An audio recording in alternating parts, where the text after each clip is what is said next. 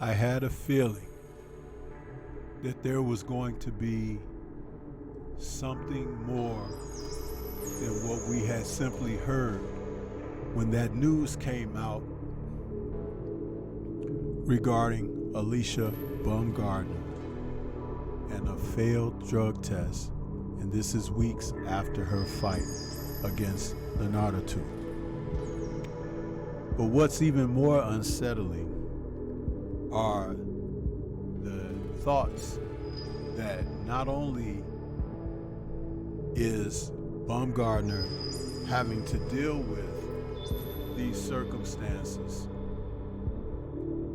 but the deeply rooted way that things have turned out. There's someone even more nefarious lurking in the shadows that may have created this controversy. And when you think about it, there's information that can come through the pipeline, sometimes from unexpected sources. And sometimes a person can put themselves on the line so that the truth may be revealed. And oftentimes when a person puts themselves on the line for truth to be revealed, sometimes they pay a cost.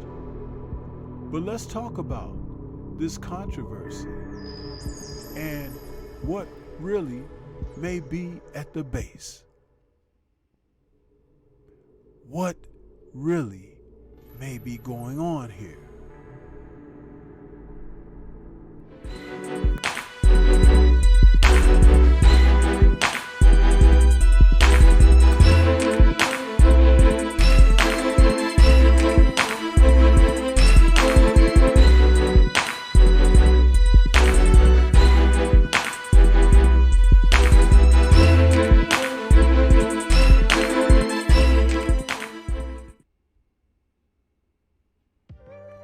Sometimes information can come from where you least expect it.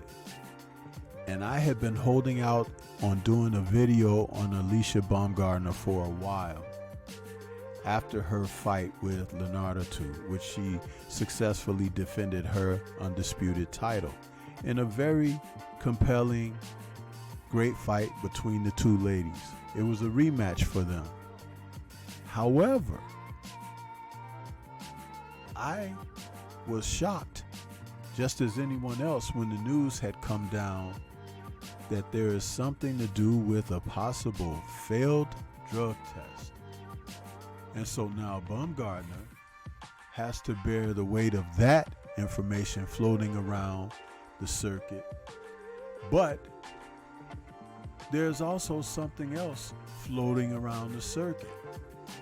Someone who may be able to shed some light on what's really going on.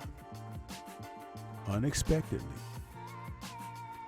Jessica Mccaskill, Caskiller from Chicago, my girl, whom I've heavily criticized at points for her last performance that we were able to witness when she was in the ring and she had faced Chantel Cameron and lost a unanimous decision in November of 2022. But that doesn't mean that she isn't a decent person, along with being a great unified champion at the welterweight division in women's boxing. But she had something to say and offer about Alicia Baumgardner's alleged failed drug test. Take a listen to what Ms. Mccaskill had to offer here.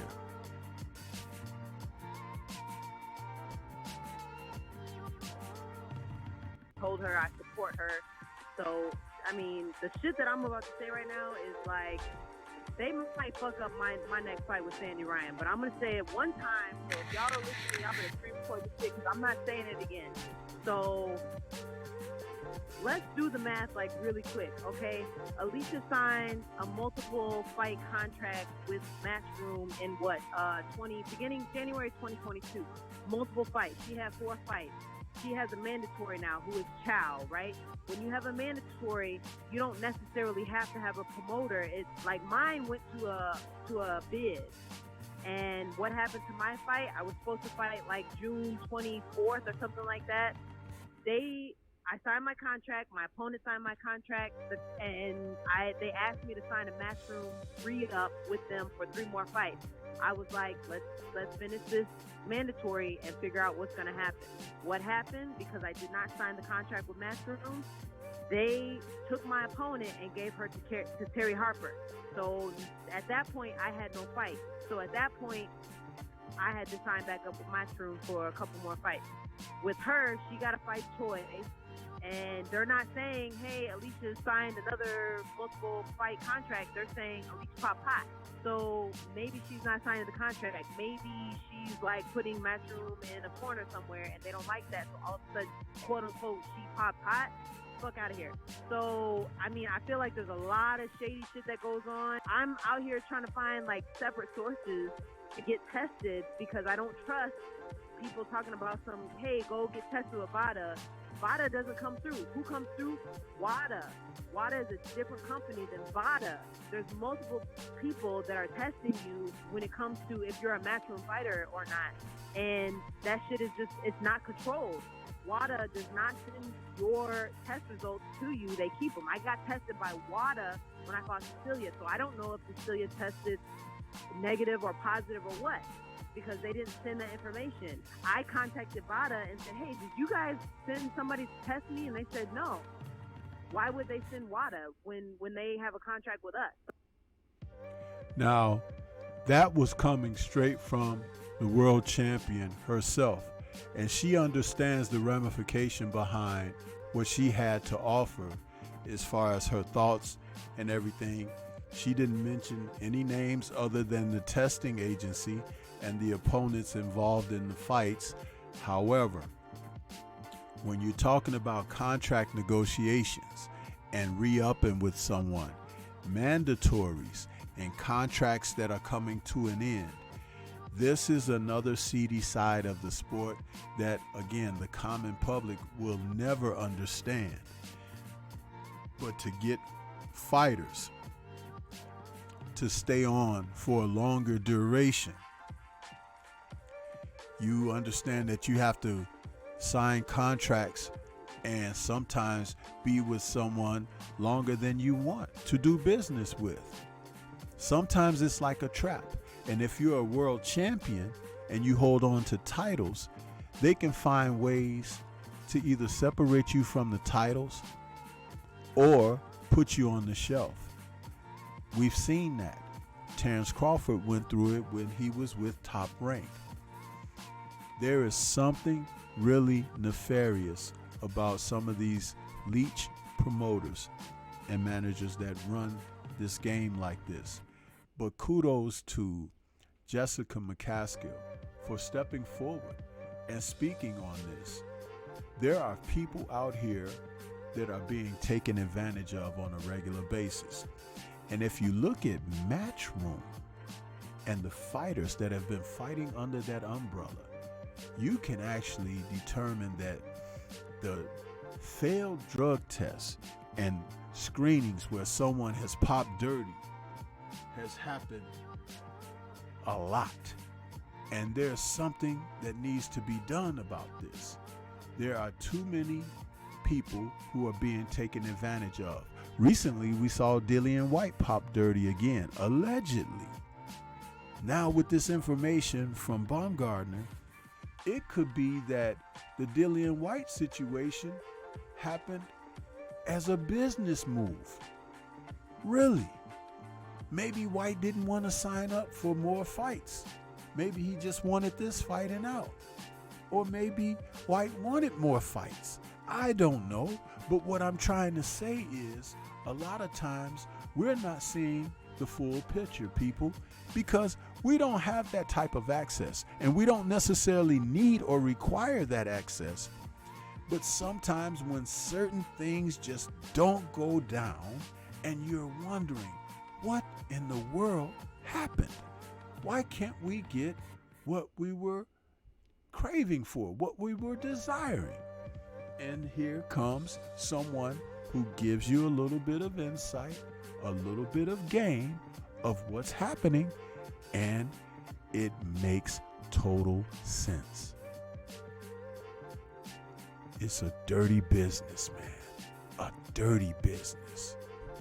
And if Alicia Baumgardner does not want to re-up with Matchroom Boxing, she has a right to take her services out there to the highest bidder. She's an undisputed champion, and she's in the prime and in huge demand.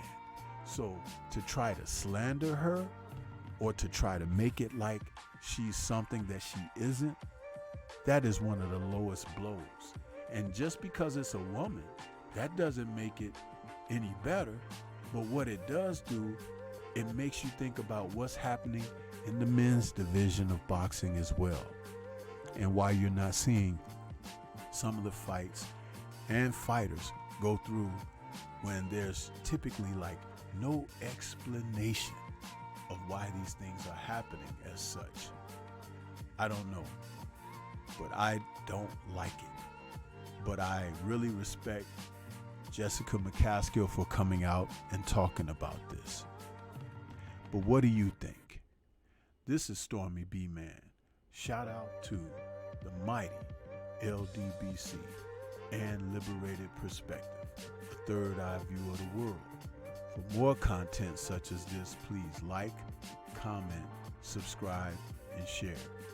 Let me know what your thoughts are about this, and listen closely to the words that Jessica Mccaskill had to share, because they're important, people. They're very important. She was very revealing and forthcoming with what she had to offer. And I hope that at some point, justice is met out. Peace to everyone out there, and everyone please remain safe.